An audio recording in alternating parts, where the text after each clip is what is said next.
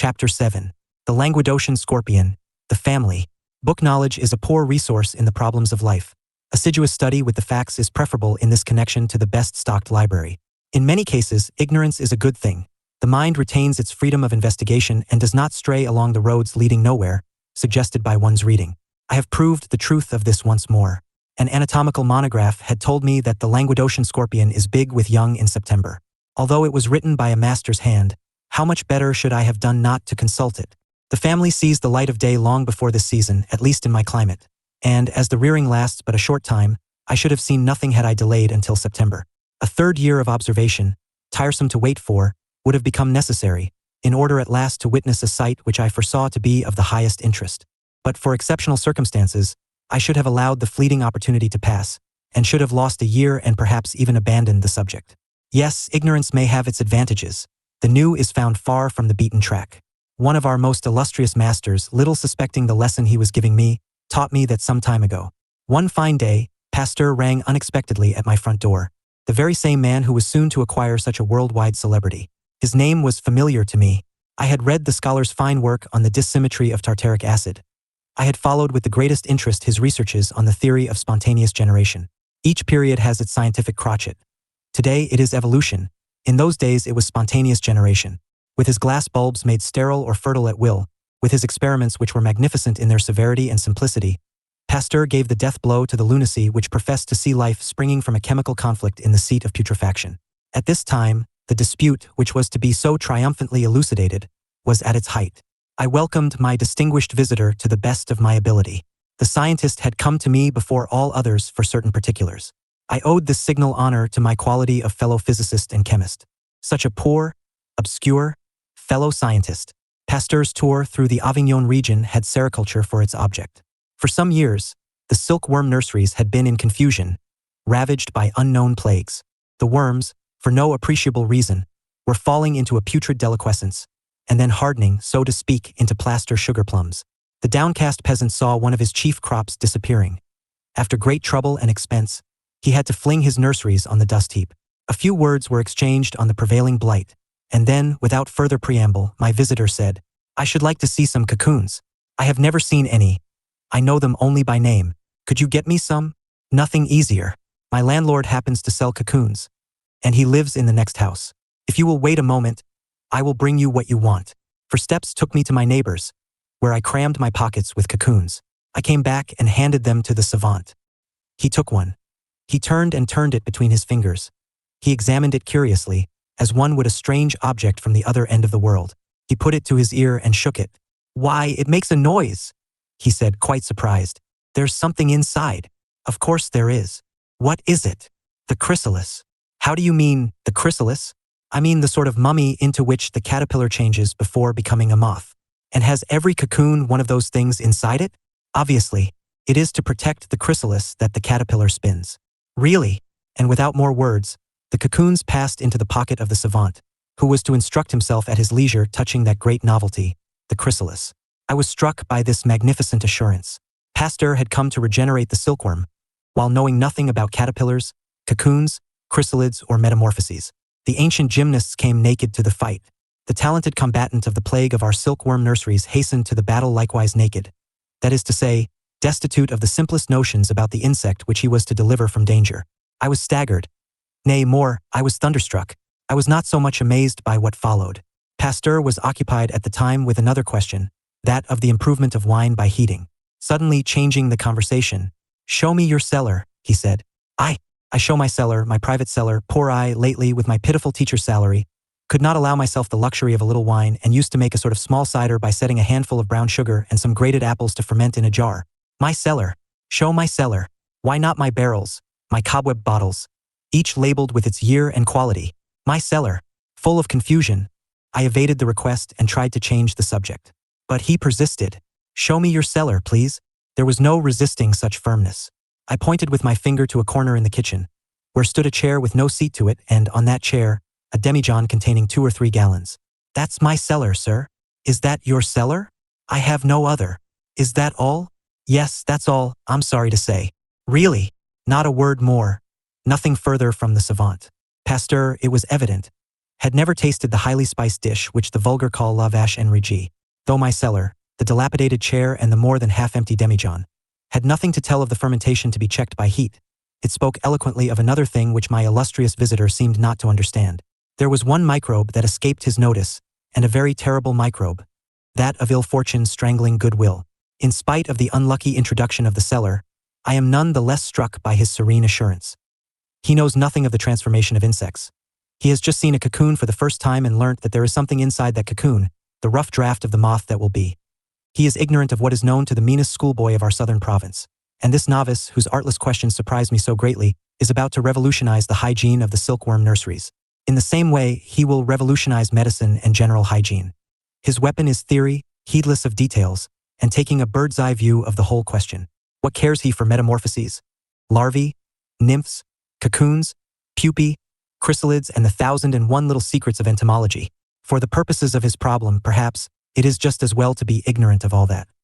His theories will retain their independence and their daring flight all the more easily. Their movements will be all the freer when released from the leading strings of the known. Encouraged by the magnificent example of the cocoons rattling in Pasteur's astonished ears, I have made it a rule to adopt the method of ignorance in my investigations of the instincts. I read very little. Instead of turning the pages of books, an expensive proceeding quite beyond my means, instead of consulting other people, I persist in obstinately interviewing my subject until I succeed in making him speak. I know nothing. So much the better. My queries will be all the freer, now in this direction, now in the opposite, according to the glimpses of light obtained. And if, by chance, I do open a book, I take care to leave a compartment of my mind wide open to doubt, for the soil which I am clearing bristles with weeds and brambles. For lack of taking this precaution, I very nearly wasted a year. Relying on what I had read, I did not look for the family of the Languedocian scorpion until September, and I obtained it quite unexpectedly in July.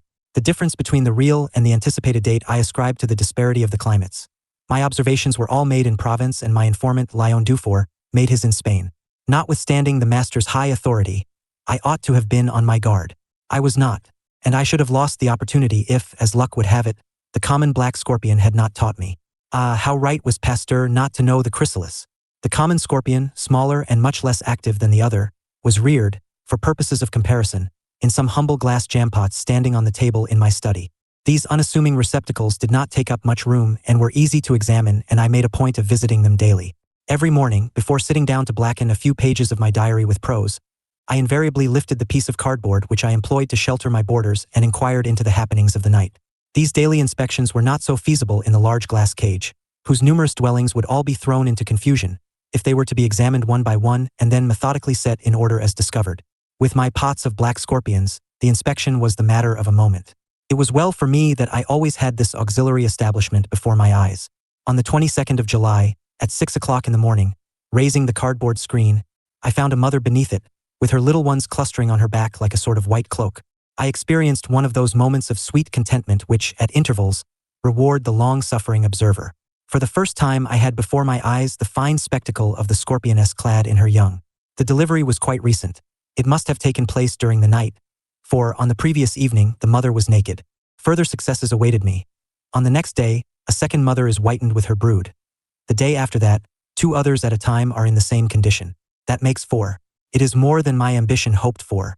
With 4 families of scorpions and a few quiet days before me, we may find some pleasure in life. All the more so as fortune loads me with her favors. Ever since the first discovery in the jars, I have been thinking of the glass jars and asking myself whether the Languedocian scorpion might not be as forward as her black sister. Let us make haste and see. I turn over the 25 tiles. A glorious success. I feel one of those hot waves of enthusiasm with which I was familiar at the age of 20 rush through my old veins. Under 3 out of the total number of tiles, I find a mother laden with her family. One has young that are already quite of a fair size, about a week old, as my subsequent observations informed me. The 2 others have borne their children recently, during the recent night, as is proved by certain remnants jealously guarded under the paunch. We shall see presently what these remnants represent. July runs to an end, August and September pass, and nothing more occurs to swell my collection. The period of the family, therefore, for both scorpions is the second fortnight in July. From that time onwards everything is finished. And yet, among my guests in the black cage, there are still some females as big and fat as those from whom I have obtained progeny. I reckoned on these 2 for an increase in the population. All the appearances authorized me to do so. Winter comes and none of them has answered my expectations. The business, which seemed close at hand, has been put off to next year. A fresh proof of long gestation, very singular in the case of an animal of a lower order. I transfer each mother and her product, separately, into medium-sized receptacles, which facilitate conscientious observation. At the early hour of my visit, those brought to bed during the night have still a part of the brood sheltered under their bellies. Pushing the mother aside with a straw, I discover, amid the heap of young not yet hoisted on the maternal back, objects that utterly upset all that the books have taught me on this subject. The scorpions, they say, are viviparous. The scientific expression lacks exactitude. The young do not first see the light in the shape with which we are familiar, and this must be so. How would you have the outstretched claws, the sprawling legs, the curled-up tails make their way through the maternal passages? The cumbersome little animal could never pass through the narrow outlets. It must needs enter the world packed up and sparing of space. The remnants found under the mothers, in fact, show me eggs, real eggs, similar or very nearly to those which dissection extracts from the ovaries at an advanced stage of pregnancy. The little animal, economically compressed to the dimensions of a grain of rice, has its tail laid along its belly, its claws flattened against its chest, its legs pressed to its sides, so that the small, easily gliding oval mass presents not the slightest protuberance. On the forehead, dots of an intense black mark the eyes. The tiny insect floats in a drop of transparent moisture, which is for the moment its world, its atmosphere, contained by a pellicle of exquisite delicacy. These objects are really eggs. There were 30 or 40 of them at first in the Languedocian scorpion's litter, not quite so many in the black scorpions. Intervening too late in the nocturnal confinement, I am present at the finish. The little that remains, however, is sufficient to convince me. The scorpion is in reality oviparous. Only, her eggs hatch very speedily and the liberation of the young follows very soon after the laying. Now, how does this liberation take place? I enjoy the remarkable privilege of witnessing it. I see the mother with the points of her mandibles delicately seizing, tearing, peeling off and lastly swallowing the membrane of the egg. She strips her newborn offspring with the fastidious care and fondness of the sheep and the cat eating the fetal wrappers. Not a scratch on that scarce-formed flesh, not a limb strained, in spite of the clumsiness of the tool employed. I cannot get over my surprise. The scorpion has initiated the race into processes of maternity bordering on our own. In the distant days of the Carboniferous periods, when the first scorpion appeared, the tender cases of childbirth were already preparing. The egg, the equivalent of the long-sleeping seed, the egg, as already possessed by the reptile and the fish and later to be possessed by the bird and almost the whole body of insects, was the contemporary of an infinitely more delicate organism which ushered in the viviparousness of the higher animals. The incubation of the germ did not take place outside, amidst the threatening conflict of things. It was accomplished in the mother's womb. The progressive movements of life know no gradual stages, from fair to good, from good to excellent. They proceed by leaps and bounds, in some cases advancing, in some recoiling. The ocean has its rhythmical ebb and flow. Life, that other ocean, more unfathomable than the watery ocean, has its ebb and flow likewise. Will it have any other tides? Who can say it will? Who can say that it will not? If the sheep did not assist by swallowing the membranous envelopes after picking them up with her lips, never would the lamb succeed in extricating itself from its swaddling clothes. In the same way, the little scorpion calls for its mother's aid. I see some that, caught in stickiness, writhe aimlessly in the half-torn ovarian sac, unable to free themselves. It wants a touch of the mother's teeth to complete the deliverance. It is doubtful even whether the young insect contributes to effect the laceration. Its weakness is of no avail against that other weakness, the natal envelope, though this be as slender as the inner lining of an onion skin. The young chick has a temporary callosity at the end of its beak, which serves it as a pickaxe to break the shell. The young scorpion, condensed to economize space, to the dimensions of a grain of rice, waits inertly for help from without. The mother has to do everything. She works with such a will that the accessories of childbirth disappear altogether, even the few sterile eggs being swept away with the others in the general flow. Not a remnant of the now useless tatters. Everything has returned to the mother's stomach, and the spot of ground that received the litter is swept absolutely clear. So here we have the young scrupulously cleaned and free. They are white. Their length from head to tail measures 9 millimeters in the Languedocian scorpion and 4 in the black. As the liberating toilet is completed, they climb, first one and then the other on the mother's back, hoisting themselves, without excessive haste, along the claws, which the scorpion holds flat on the ground, in order to facilitate the ascent. Close packed one against the other, entangled at random, they form a continuous sheet upon her back. With the aid of their little claws, they settle themselves pretty firmly. I find some difficulty in sweeping them away with the point of a camel hair pencil without more or less hurting the feeble creatures. At this stage neither steed nor burden budges. It is the fit moment for experiment. Clad in her offspring assembled to form a mantle of white muslin, the scorpion is a spectacle worthy of attention. She remains motionless, with her tail curled on high. If I threaten the family too closely with a straw, she at once lifts her two claws in an angry attitude, rarely adopted in her own defense. The two fists are raised as if for sparring, the nippers wide open, ready to thrust and parry. The tail is seldom brandished. To loosen it suddenly would give a shock to the spine and perhaps make a part of the load fall to the ground. The bold, sudden, imposing menace of the fist suffices. My curiosity takes no notice of it. I push off one of the little ones and place it facing its mother, a finger's breadth distant. The mother does not seem to trouble about the accident. Motionless she was, motionless she remains. Why perturb herself about a tumble? The fallen child will be quite able to manage for itself. It gesticulates, it moves about, and then, finding one of the mother's claws within its reach, it clambers up nimbly enough and joins the crowd of its brothers. It resumes its seat in the saddle, but is far from displaying the agility of the Lycosa's sons, who are expert riders, versed in the art of vaulting on horseback. The experiment is repeated on a larger scale. This time, I sweep a part of the load to the ground. The little ones are scattered to no very great distance. There is a somewhat lengthy, hesitating pause. While the brats wander about, without quite knowing where to go, the mother at last becomes at the state of affairs. With her two arms, I am speaking of the pedipalps that carry the pincers, with her two arms joined in a semicircle, she rakes and gathers the sand so as to bring the truants towards her. This is done awkwardly, clumsily, with no precautions against accidental crushing. The hen, with a soft, clucking call, makes the wandering chicks return to the pail. The scorpion collects her family with the sweep of the rake. All are safe and sound nevertheless. As soon as they come in contact with the mother, they climb up and form themselves again into the dorsal group. Strangers are admitted to this group as well as the legitimate offspring. If, with the camel hair broom, I dislodge a matron's family, wholly or in part, and place it within reach of a second mother, laden with her own family, the latter will collect the young ones by armfuls, as she would her own offspring, and meekly allow the newcomers to mount upon her back. One would say that she adopts them, were the expression not too ambitious. There is no adoption.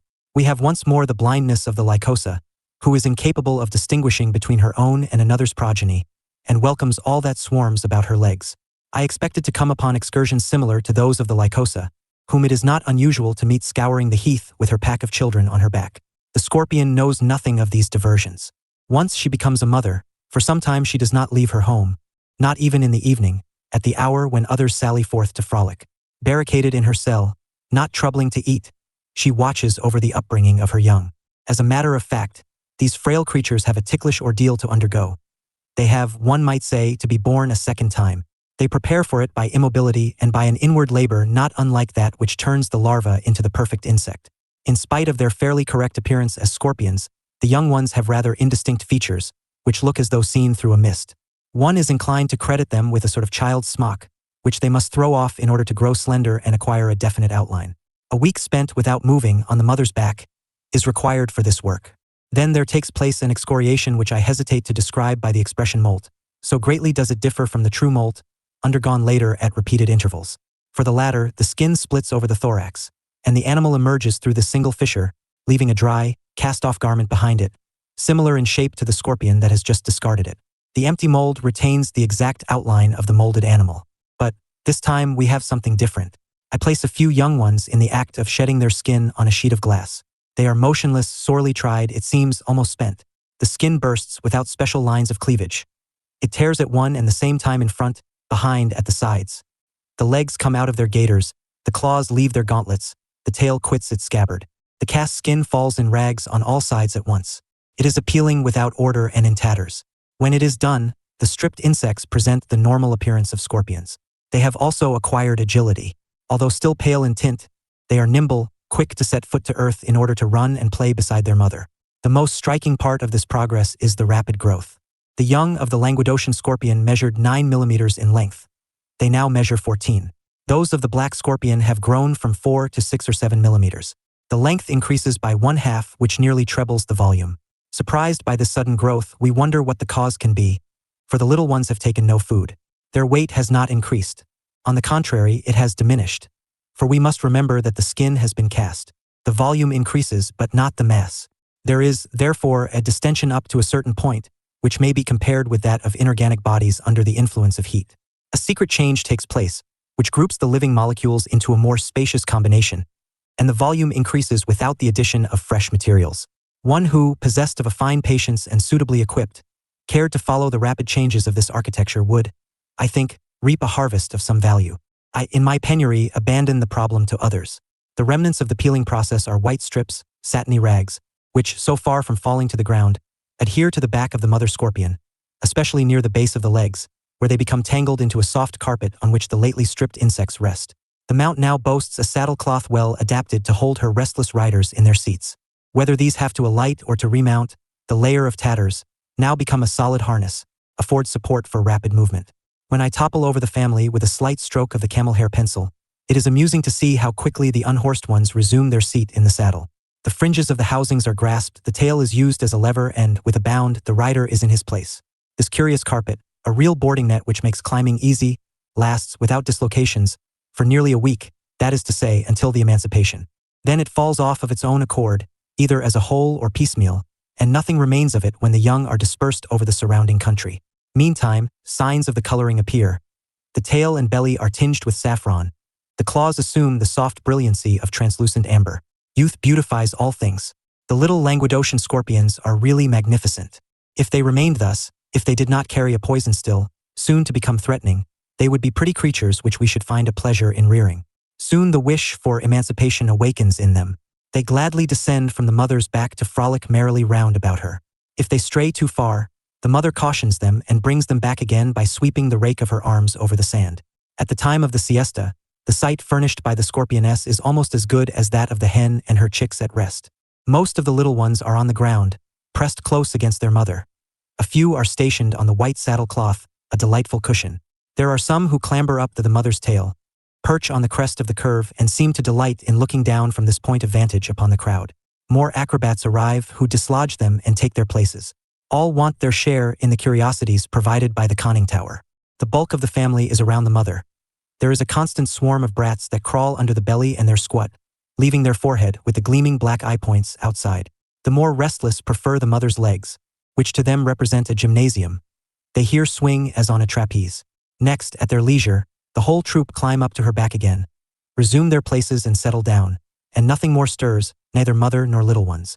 This period, during which the scorpion is matured and prepared for emancipation, lasts a week, exactly as long as the strange process that trebles the volume without food. The family remains upon the mother's back for a fortnight, all told. The Lycosa carries her young for 6 or 7 months, during which time they are always active and lively, although unfed. What do those of the scorpion eat, at least after the excoriation that has given them agility and a new life? Does the mother invite them to her meals and reserve the tenderest morsels of her repasts for them? She invites nobody. She reserves nothing. I serve her a locust, chosen among the small game that seems to me best suited to the delicate nature of her offspring. While she gnaws the morsel, without troubling in the least about her surroundings, one of the little ones slips down her back, advances over her head, and leans down to inquire what is happening. He touches her jaws with the tip of his leg. Then briskly he decamps, startled. He makes off, and he is well advised. The abyss engaged in the work of mastication, so far from reserving him a mouthful, might perhaps snap him up and swallow him without giving him a further thought. A second is hanging on behind the locust, the forepart of whose body the mother is munching. He nibbles, he pulls, eager for a bit. His perseverance comes to nothing. The fare is too tough. It is plain enough to see. The appetite is awakening. The young would gladly accept food, if the mother took the least care to offer them any, especially food adapted to the frailty of their tender stomachs. But she just eats for herself, and that is all. What do you want? Oh, my pretty little scorpions, who have provided me with such delightful moments. You want to go away to some distant place, in search of victuals, of the tiniest of tiny beasties. I can see it by your restless roving. You run away from your mother, who, on her side, ceases to know you. You are strong enough. The hour has come to disperse. If I knew exactly what infinitesimal game is to your liking, and if I had sufficient time to procure it for you, I should love to continue your upbringing, but not among the potsherds of your native cage, in the company of your elders. I know their intolerant spirit. The ogres would eat you up, my children. Your own mothers would not spare you. You are strangers to them henceforth. Next year, at the wedding season, they would eat you, the jealous creatures. You had better go. Prudence demands it. Where could I lodge you, and how could I feed you? The best thing is to say goodbye, not without a certain regret on my part. One of these days, I will take you and scatter you in your own domain, the rock-strewn slope where the sun is so hot. There you will find brothers and sisters who, hardly larger than yourselves, are already leading solitary lives under their little stones, sometimes no bigger than a thumbnail. There you will learn the hard struggle for life better than you would with me.